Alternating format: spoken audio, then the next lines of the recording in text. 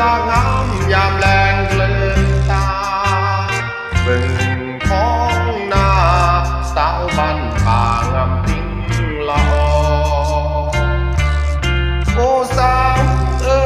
ยไปเลยงามเท่าขอเว้ากับเจ้าสักคำได้บ่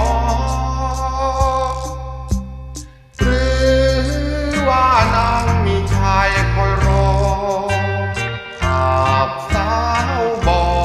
สิพนอมิสร้างราคินโอ้น้ำทองคลองสวรรค์บุพเพเสกสรรบันดาลให้มาเยือนถิ่นอยากอยู่ร่วมหอร่วมปลูกปอไถนาทำกินร่วมฝันจนวันสูญสิ้นหักยุบหินจนสิ้นลมปรา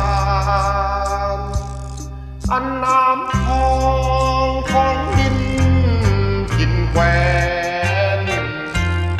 ขอนแก่นเมืองแคนแห่งแดนอีสานถึงสิไกลดวงใจไปนานคอยสาบานใจหักมันบ่ลืมบ่ลืม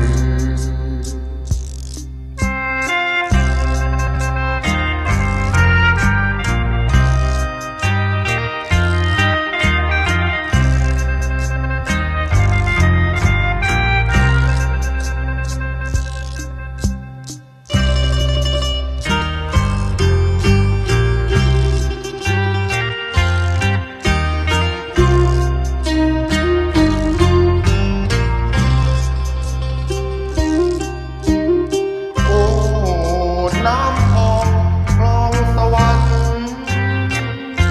บุพเพเสกสรรบันดาลให้มาเยือนถิ่น